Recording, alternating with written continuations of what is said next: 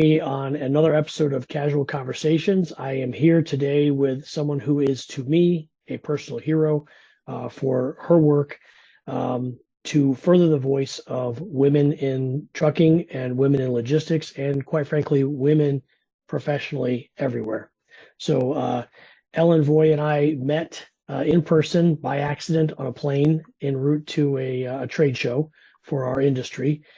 And I think I did a pretty good job of not being a fanboy, but I had been following Ellen's work for a while because, as you know, I'm the father of two daughters, the brother of two sisters. I'm also a son and a husband. So lots of professional women in my life that I'm always clapping for and rooting for. So, Ellen, thank you so much for joining me. Really honored to have you here today. Well, thank you, John. And I'm glad you used the word voice because that's really what the Women in Trucking Association is giving women a voice. And also, I'm glad you mentioned that you have two daughters because it brings a new reality when someone has a daughter because they want to make the world a better place for their daughters as well. So, very important. Yeah, it's been my mission professionally for more than 2 decades to to bust down barriers. I have always felt, and I've gotten in trouble a few times from human resources professionals that I've worked with because I would very openly say that when I do an interview, if I have two candidates that are equal and one of them happens to be a female, I'm hiring the female. And I would get in trouble for that because like, oh, you're just a stereotypical guy just making a guy decision. I'm like, no, it has nothing to do with that. What it has to do with is look at my hiring decisions, and when I have a man and a woman competing in a job together, generally the woman performs better. And there's a very unfortunate reason for it is because they have to. They don't have a choice. And you can see this in any marginalized section of society where, in my experience, specifically in logistics, the women have to work harder to get the same respect that the man gets just for showing up. And I have tried my hardest to tear that down and surround myself with amazing professional women and give them every opportunity to just excel. And the truth is, all you have to do is give them the keys; they'll drive the car. So That's true.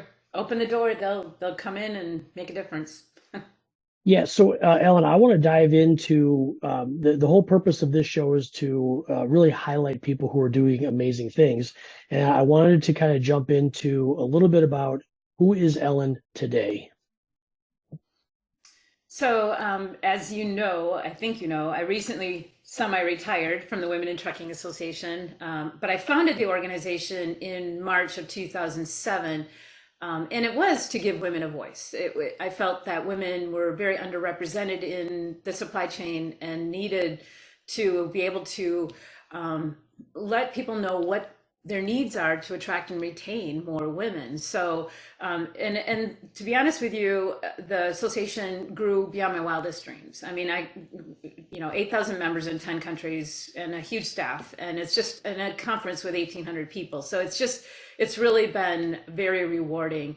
But where I am now, we put a succession plan in place about 5 years ago. And last January, the board hired a new CEO, and she actually took over as CEO in March of last year.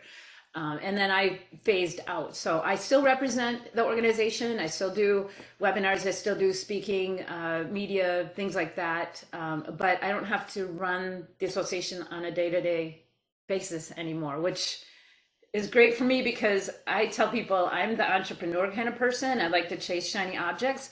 I don't like spreadsheets. I don't like budgets. I don't like, things like that. So it's a good balance for me. Yeah, Anyway. I did notice that transition, and I think it's the greatest thing about the transition is it was seamless, and so there were really there were from my perspective as a fan following and watching everything you guys do.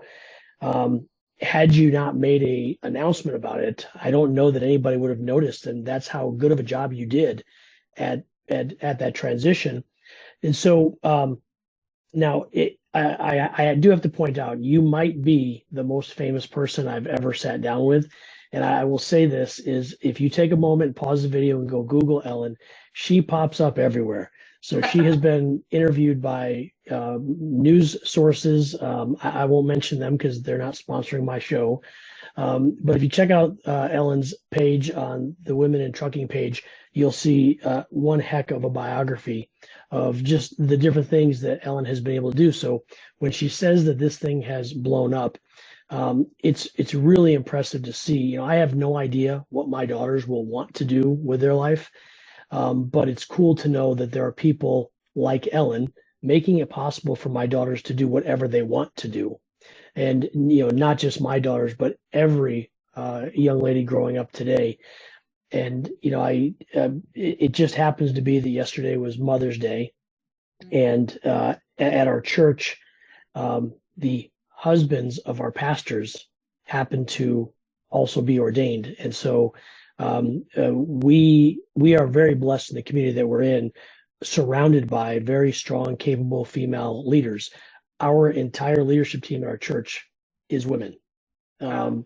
Lead pastor, associate pastor, the pastor in charge of the children's ministry, our music director. We actually have one male in a leadership role on staff, which is unique. That's And so amazing. yesterday the men led so that the women could have the day off. I mean, they were there, they were in presence. But what was neat is that I'm starting to see more and more people in leadership roles speaking up to say, you know, and this is what is cool to me is I'm seeing these leaders say it isn't just about, yes, I'm a female leader, but it's about having the most qualified leader be given that chance. And that's what I like to see. And of course, I'm seeing more and more of those qualified leaders are women who are being given a chance to uh, to really show what talents they can bring to the table. So um, anyway, enough about me tooting your horn, Ellen. I'm super excited about this. Again, thank you. Can we? I'd like to go back in time a little bit because I know that starting this organization wasn't easy, and I know that there are going to be others who want to follow in your footsteps. You know, so you're going back 20 years when you first had the idea to do this. Can you talk about some of the obstacles and even some of the successes that you had in launching Women in Trucking? That's a great question. So when I had this idea, I first met with an attorney friend of mine who I had worked with at Trucker Buddy. I'd worked for another nonprofit prior to that, and said, "I've got this idea. Can you help me?" And then I reached out to some very influential women in the industry, like Lana Batts. She was the former president of Truckload Carriers Association, and I pitched the idea, and of course they all just jumped right in. So I had a board of 12 very influential women, an attorney who helped me do the paperwork, and we wrote our mission, which has never changed. It's to encourage the employment of women, address obstacles, and celebrate success. But I had this whole team that helped get the message out. But the biggest obstacle, John, is establishing your credibility, not just as a person, but as an organization. And so if I said, we are going to give women a voice and this is how we're going to do it, I had better follow through. And I had a number of carriers and companies that said, I'm going to join the first year, but if you don't walk the walk, I'm not renewing, because I set it up as a nonprofit membership-based organization. So it was based on dues. And so our goal was to hit 500 members the first year, and we did. Uh, Wow. so I mean that launched it, but we also had to walk the walk. And one of my board members said, your number one way of getting the word out is how you communicate. And so we had to have a newsletter. We started a Facebook group, things like that. But we had to let people know, look, this is what we're doing. And these are some successes that we've had. So the challenge was establishing the credibility. And also, I started Women in Trucking in March of 2007, right in the middle of a recession. Not a Yeah. good time. Yeah. That's a really valid point because, and I don't know how many people can even remember that. I live in Michigan now, which just got, hammered hard by the recession, and probably only started recovering in about 2018 from that 2008 recession. And I know that there might be people watching saying, well, but it's a nonprofit. What does that matter? Well, it matters quite a bit, specifically when this recession. I remember I worked for a furniture company in Omaha, Nebraska at the time, and furniture companies, the people who are shipping the freight, it wasn't just furniture companies. Anybody shipping freight at that time in the trucking industry, what didn't have anything to ship. Companies were going bankrupt left and right. So yeah, a super challenging time, and I think that speaks volumes to the support that you had. But the truth is, the support you had was because of what you just talked about. You had pillars that you built the foundation on, and then you did what you said you were going to do. But I'm sure it wasn't. You hit the goal of having 500 subscribers the first year, but the work of actually getting out there and spreading this message and being able to get the having the subscribers is fantastic, but doing something for the women in the industry, that is really the hard work there. And I'm curious, how did you get traction in the trucking industry? Was it relationships, or were you literally cold calling and knocking on doors? Mostly it was putting myself out there to speak at events, write articles, get the name out there as much as possible. I mean, companies are always looking for content, and also conferences are always looking for speakers, especially in those days. So I could go stand up in front of a group of people and speak. And also, like, my members, a huge, great hit was when Walmart invited me to speak at their carrier conference. Walmart was a member of Women in Trucking.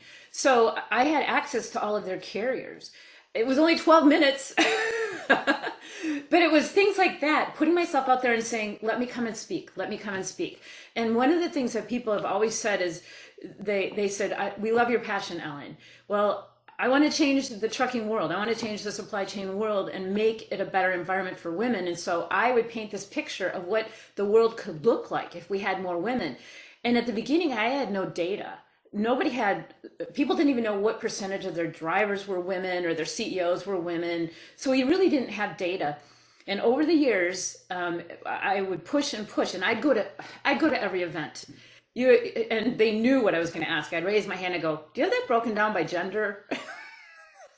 Whether it was insurance data, whether it was accidents, whether it was percentages, and they'd look at me like, no, but we probably should. And so over the years, they'd start breaking things down by gender, and then they'd reach out to me and they go, wow, Ellen, we found, like, the American Transportation Research Institute called and said, our crash causation study found that male commercial drivers are 14% more likely to be involved in a crash than women. And I'm like, that's what I needed. So the acceptance came as I could bring data and say, this is why you want more women in the C-suite. Women are more risk averse, or as safety directors or dispatchers or drivers. And I create the vision of what their companies could look like if they attracted more women. And they started like, oh, okay, so now tell us how to do it. And being a resource, we have a lot of white papers. We have an anti-harassment guide, an employment anti-harassment employment guide. We have white papers on, attracting, retaining female drivers. Why do women come into the industry? Why do they leave? So being a resource and saying, here's the information. And it's available to our members, so you need to join to get this information. And that's what really propelled us, was getting that information and then getting it out to people who needed it. Yeah, I love that part of, yeah, we have the data. You swipe your credit card. Yes. Yeah, and because it's not just about raising the money, but it's about having those names associated with the organization, hearing the message that's being broadcast. Because I remember coming up in the warehousing world, and we would have people come in and say, hey, if you talk about safety at least once a day, you are more likely to have less accidents. But guess what happens if you talk about safety 3 times a day? Your accidents go even lower. And Wow. so having the exposure to this information, I think also makes a difference. Um, because I remember growing up, my dad was a truck driver. And so I spent a lot of my time on the road with him at truck stops, and it was male dominated. And, now what I find cool is driving down the road, I'm seeing more and more women driving these trucks. But even more important, I don't call myself friends, but I'm connected to Shelly from JB Hunt. And I was so excited. Like I come home the day that she announced her promotion. And I told my wife, I'm like, you're not going to believe this. This is so exciting. She's like, you have never met this person. And I don't know why. I'm like, it's JB Hunt. There's a woman leading JB Hunt now. And, but it's the exposure. It's how many times are we going to talk about this to make this a reality, to put this at the front of people's minds? And Shelly also has 2 daughters who also happen to be in logistics, which I think is awesome. So the consistency of getting your message out there, and then the frequency of having. I mean, how did you get Walmart on board? It wasn't that hard. The very first gold level partner, which is a higher level commitment, financial, and it means that they also get a seat on the board of directors, because they want more influence. The very first one was Frito-Lay. And they came and said, we need more female drivers and help us, figure out. So I went to a Frito-Lay warehouse and I talked to the female drivers. And I'll tell you a funny story. They would have to stack the boxes 13 high on the carts, and they had special carts. And one woman said, she goes, potato chips are great. They're so light. She goes, but those pretzels are heavy. That's interesting. Yeah. So there was a physical component to the job. Well, then after Frito-Lay came on, Walmart said, "Oh, we want to be more involved as well." And Walmart helped bring on Hyundai and Great Dane. They said, you need to be part of this organization because look what they're doing. So it was my board members, and helping get the word out and kind of putting pressure on other people, to other companies, to support us. Oh, that is pretty exciting. And because you think about that, I would have never thought about the other trucking companies or the trucking manufacturers until you tell that story about Walmart, because I mean, obviously they're buying a lot of trucks. And so, yeah, that's an awesome win. So, the one area that we had exchanged communications about was situational awareness. And I'm curious because I find situational awareness in every aspect of everything I do to be crucial. In fact, I will sometimes say to people, hey, just for your situational awareness, please know that these things are happening, have nothing to do with what you're doing, but just know that they're happening. So I'm curious, how have you used situational awareness along your path to help you build the success you have? Well, first of all, John, I don't know if you knew this, but I'm a private pilot. And so you learn situational awareness because you need to know what's going on the runway. You need to know what's going on in the air. And I keep my plane at a municipal airport, which means there's no tower. And so you're always calling in and telling people, okay, I'm doing my right down, I'm doing, left base, or I'm entering the pattern. So it's really knowing what's going on around you. And so that means being aware of what's going on in the industry. What are our members' pain points? What are they, how are they hurting, maybe during the pandemic, what were they experiencing, and how can we help solve that problem? So it's really being aware of what our members' issues are. And, it's interesting because they've always talked about a driver shortage. I'm not totally convinced it's a shortage as much as it's, a churning issue. But at first they were like looking at women in trucking like, well, if we can bring more women in the industry, we can help solve this driver shortage. In fact, Bob Costello from ATA has said that. He said, if you double the number of female drivers, you'll solve the shortage. Well, I don't want people to hire women because they're going to fill a seat. I want them to hire women because of what they bring to the industry. So what are those pain Hmm. points? You know, not just filling a seat, but safety is one of them. Making sure that they treat customers well. We found that, and I'm talking about drivers again, but female drivers that have been found to be better with paperwork, better with the equipment, better with customers, and more risk averse. So who would you want with 80,000 pounds behind them?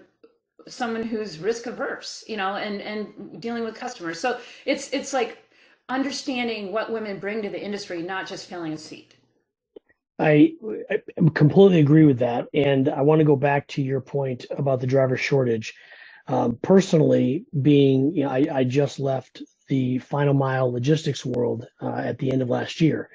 And my personal take on the driver shortage really had everything to do with the way they were being treated. Right. And, I think that during COVID, we saw a spike of pay going up, respect going up, conditions going up. Everybody was happy because they needed those people to get their goods from point A to point B and then to their front door to their garage. And I saw, we had the literal physical steel truck shortage issue during COVID. But then, what I saw is a complete and utter deterioration of just respect and how they were being treated, and their pay dropping like crazy. And so, personally, I'll just throw that out there. I don't know what your opinion is of it, but that is, what I got more and more from drivers we're trying to recruit was I can go do DoorDash and not have to deal with the disrespect that exists in this industry. I don't know. What is your thought? So one of the biggest jumps in attracting female drivers was from the medical area, the medical profession, whether it was aides from nursing homes, hospitals, whatever. So many nursing professionals and aides came to the trucking industry, and I like to say it's because they were tired of being coughed on. But look at how they were treated during the pandemic. Extra Mhm. hours and exposing themselves to a virus that they didn't know what could happen. So a lot of them left and came to the trucking industry because of the way they were treated. So I mean, that shows you that even in the trucking industry, you're correct. I think we can treat our drivers better, but apparently it's better than the nursing profession was treating theirs. But I also think the work-life balance was difficult for them and things like that. But and one other comment, we have also learned that female drivers value their relationship with their dispatcher much higher than male drivers. Male drivers are looking for pay equity out of their dispatcher. If you get a gravy load, I better get a gravy load. If you get a load that pays this, I better get that. That's not what females prioritize. Yes, the money is important, but they also want to know that their company cares about their well-being, cares about their safety, cares about their family. So women will leave a company for different reasons than men. Yes, I have seen that and I've experienced that myself. And the other part of that is the loyalty piece of it because the relationship is based elsewhere and not just compensation. Generally, the loyalty tends to go just a bit further. So can I go back to something real quick? I didn't. You said something I was not aware of at all. So at a municipal airport, like is it like a CB radio where you're just talking to each other? It's a radio in your headset, and you actually push a button down, and it broadcasts out. And so every airport has their own frequency.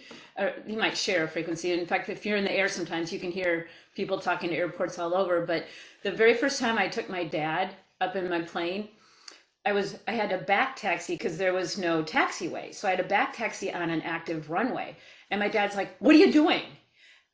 I'm going down because you have to take off into the wind, right? And I said, well, Dad, I'm back taxiing. He goes, well, what if someone needs to land? I said, Dad, I've been listening to them for the last 10 minutes. And you call out and you say, inbound for runway 13, Wapaka, 10 miles out, 10 miles to the southwest for inbound on runway 13. And so then I'm going to start listening for that person because I know that they're going to be there, depending on what size plane. If it's a faster plane, a jet or a smaller plane, I'll know about how long it's going to take. And then they'll call in and say, entering the pattern for a right down on runway 10 or whatever. So I know exactly where they are. That is probably the best thing I've learned all day. I had no idea. And I don't know if I ever even thought about how it worked, but I just assumed that someone was in charge and someone was dictating who does what. That is what a case of leadership right there, being able to self-regulate that. So I don't know what the safety numbers are for that, but I'm not hearing all the time of problems. So I assume when your life is in your own hands, you're probably pretty accurate to that. Absolutely. And you're always listening. So you don't, like my phone is off. I would never answer my phone in the air. I would never listen to music. I'm always listening to other pilots so that I know where they are. And I do have something called ForeFlight on my iPad that shows me where the other planes are, but I didn't have that until a couple years ago. So the technology is helping as well. Yes, I always love it when I'm on a commercial airliner and I look over and the person there is tracking all these airplanes. To me, it's fascinating that like all I want to do is listen to my audiobook and try to sleep if I can. So, but I've been on flights where the guys next to me are tracking every little detail. I'm like, it's cool, but yeah, it's well beyond my my area of expertise. So, all right, sorry about that. Okay. So, Ellen, now that you're semi-retired, what is the next phase for you and then also for Women in Trucking? So Women in Trucking has set some pretty high goals for membership growth. And every year there's a strategy session, a 2-day strategy session. You bring in the board and stakeholders, staff, and things like that, and set some goals. So some very high membership goals. Also expanding on the conference. I mean, the conference, that 1,800, the last year I ran it, I mean, that's one of the largest conferences in the trucking industry. I think we're, close to one of the largest ones. So that means that we're providing content that, the industry wants.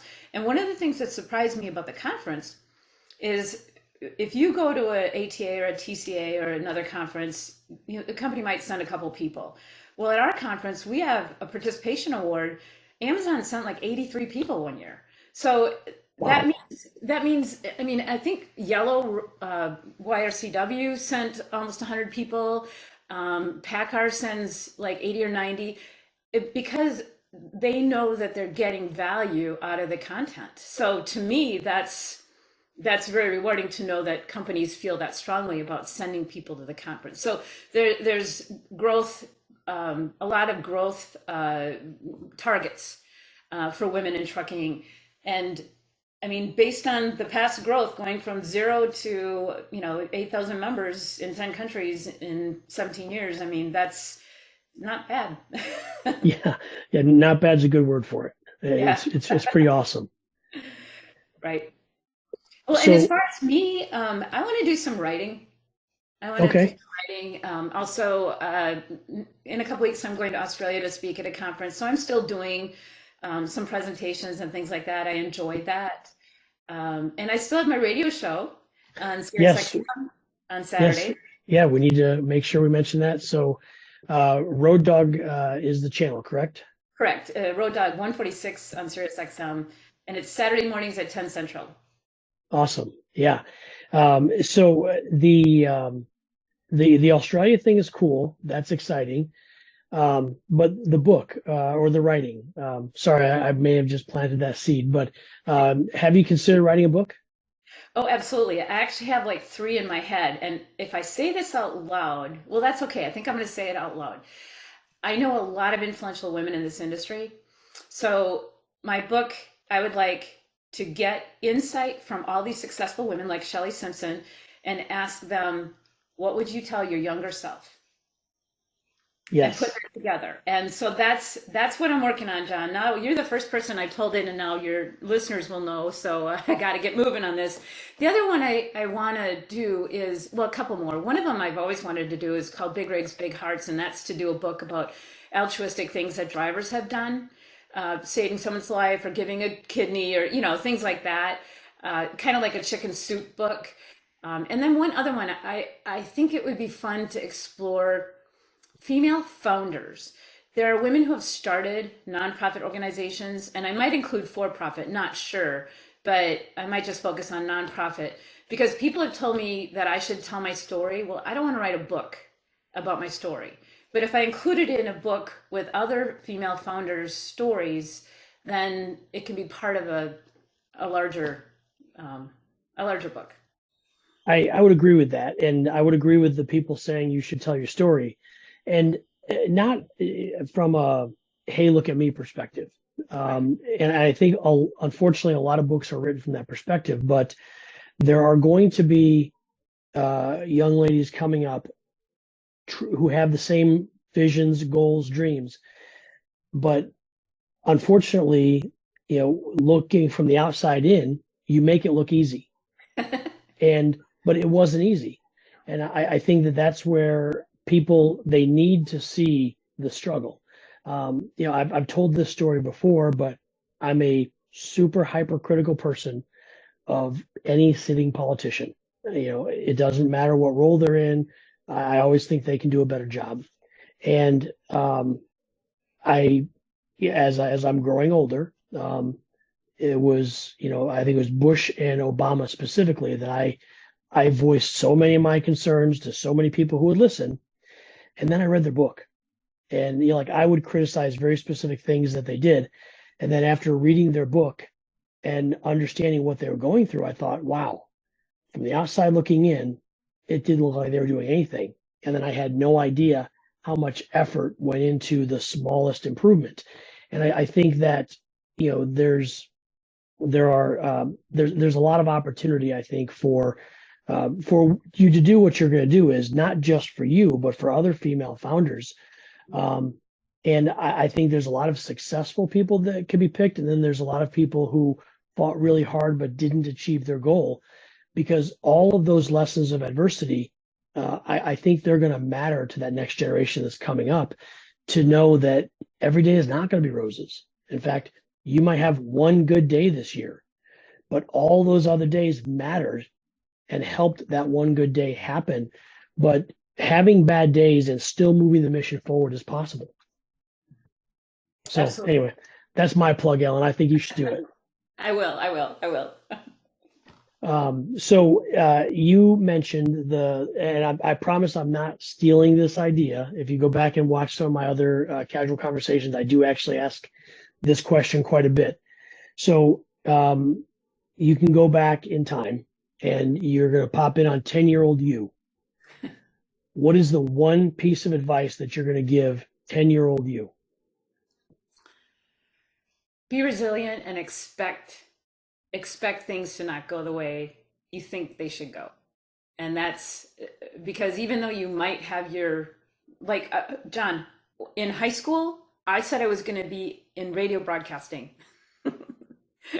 I ended up in trucking, but I do have my own radio show. So Yeah, I got there in a different way, but the the challenge that you face, you have to learn from, be resilient, and just move beyond them. So I guess that was what I would tell my younger self is just to expect that what you think should happen is there's going to be a wrench thrown in it. that's fair. Yeah, and I agree with you. And obviously, that is a lesson that I just don't think gets taught enough because we are raised to idolize these successful people. But when when the books are written and the graves are dug, people like, Elon Musk, for example, he won't be remembered for all the crazy things that he's done. He'll be remembered for Tesla. He'll be remembered for eBay and PayPal. And I think that's important is, the people that are out there today doing all these crazy things, but also having some great success. The same thing was happening 100 years ago, but we only focus on the winning. And I know the story has been told. So like that is the story that I think needs to be told. And it needs to be told over and over and over again because we're so good at only talking about how we won or how this person is just so great. And I've met a lot of famous people, and I've never been somebody to get starstruck. And what I get is curious and just start peppering with questions of, well, how did this go and how did that go? And because what you find is if you catch them in a real moment where they can be honest, it doesn't matter how successful they were. They're very open and willing to say, yeah, I did do that, but I did that by accident. I was actually trying to do this. And that to me is the cool part. And I think that, what you have built is very crystal clear to me that it's going to live on and continue to grow and do amazing things. Um, but the motivating story there is all of the different roadblocks and obstacles. And I don't mean that from a perspective of, potentially throwing people under the bus who may have intentionally tried to sabotage things, but focusing on how you overcame those challenges and how you got up every morning and maybe you weren't positive, maybe you weren't optimistic, but you still put the boots on, you still went to work. Oh, absolutely. I mean, just think about the pandemic, pivoting from an an in-person conference and suddenly having to schedule an online conference and what the Mhm. challenges were for that. And I will tell you that financially at the beginning it was a struggle, especially when uh, a, a, a company doesn't prioritize a membership fee as much as they prioritize wages and things like that. So one of the things that I did, which was very controversial with my board, was we reached out to the companies who weren't renewing during the recession and said, we're going to give you an extra 3 months extension. So we're just going to add it because we Mhm. know things are tough. And I think that meant a lot. Yeah, that's really cool. I know when that was happening, I remember there were a lot of acts like that where a company that was doing well would try to help industries that impacted their success. And I what I like to think is you're correct. I think that when that kindness is paid forward, you get it back, and that's a really valid point. And I think a valid lesson in life is don't be afraid to be kind because you never know when that's going to come back and reward. Absolutely. And there's one other piece of advice I'd give, whether it's a nonprofit or for profit, but write down your mission, even as an individual, and stick with that mission. Don't be sidetracked by, oh, you should do this, or maybe you should, I had a leadership coach for many years, and he said, Ellen, you're driving the bus. You're driving the Women in Trucking Association bus, and everybody's on the back of the bus, and someone goes, oh, let's go stop over here and see the world's largest ball of twine. Or someone else says, let's go do this. And it's like, no, this is where we're headed. We've all agreed this is where we want to end up. So keep that noise and make sure everyone knows that they're all in the same bus going to the same place. And I think that there's strength in numbers. And like I said at the very beginning, 12 very influential women who are helping get the word out. It's what makes things happen. Yes. So the what how would you recommend people support the mission? Well, for join Women in Trucking, and you can join as an individual or a corporate member. Attend the conference. There's free webinars. There's resources on the website. But Just and the free resources. There, one of the things I'm really proud of, not only our educational trailer that goes to events, school events, Girl Scout events, things like that, but there's a resource on our website called the Driver Portal. So many drivers have questions like, how do I choose the right school? How do I choose the right carrier? What are different loads? What questions should I ask? Oh, and a new one is, can I be hired with a felony? And we get asked that. So we have a driver portal on our website, a lot of videos and a lot of responses. So you can ask questions or look at the resource and get your questions answered to be a better informed person when you come into the industry, especially as a driver. That page is specific to drivers. So use Women in Trucking as a resource. I appreciate that. And for those watching, I've popped a couple things up on the screen, some visuals to help guide your journey to find the website. But the links are all in the comments of this as well. And the links to not just Ellen, but to the website will be anywhere that this video is posted. Yeah, whether you have daughters, sisters, almost everybody watching has a mother. I think getting involved and supporting this mission is crucial, in my opinion, because it further drives the message home. And I hope that at some point we don't even have to have this conversation. One of the things the pastor that spoke this weekend said, and I was like, wow, I can't believe that, is he shared actual numbers of how many women are in different industries and doing different jobs. And, and he did it in a real positive and uplifting way, but then hit with a gut punch of, but it should be 50-50 because women are 50% of the population of Earth. And you're like, wow, like that, because, some of these industries that you would expect that you wouldn't have issues. And I don't even know if I want to call it discrimination, but just lack of inclusion. The numbers were just amazingly off once he said, by the way, this is what it should be. And I hope that we can get to that point where, as a society, we stop looking at the person and start looking at the character, start looking at what the talent the person brings instead of, are they a man, are they a woman? And we can go even deeper down that path. So. Oh, absolutely. And you're right.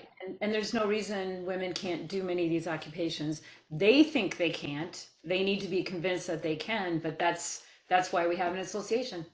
Yes.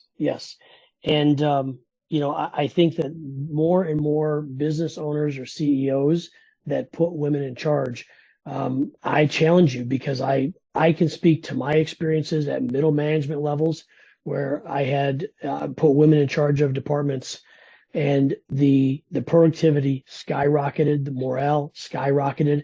The people loved working for women because they cared about them. They showed empathy. I remember, Ellen, this one might get me a little bit of trouble, but I remember one time I hired a woman into a role where no woman had ever done that before.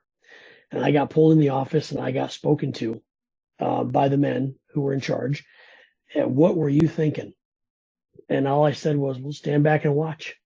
And sure enough, within a month, they gave her a fair shot, and she was the top producer. And this was a very physical job, Ellen, moving furniture by hand on machines.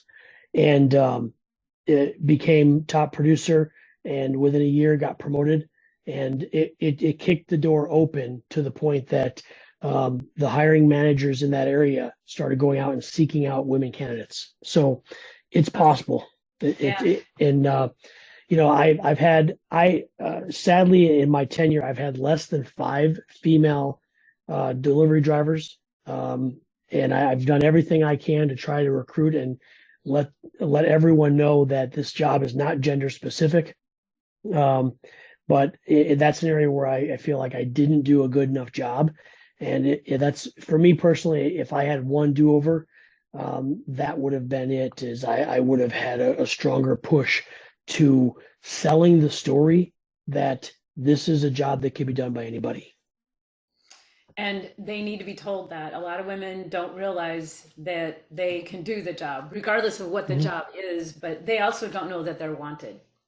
Yeah, and I really think that is the lesson learned and the message to be sent there is, um, as I look back and reflect on my experiences being in charge of logistics operations, I don't know that I did a good enough job of saying everyone can do this, everyone is welcome. I think I found myself getting caught up in the speed and the day-to-day chaos of things, and just whoever was applying was who we were talking to instead of going out and hunting out the right people to elevate our product. Absolutely. You're right. And it's also getting the message out that you are actively recruiting women for those roles, because if women don't know that they can work in do furniture, if they don't know that you want them, they're not going to apply. Yeah, very true.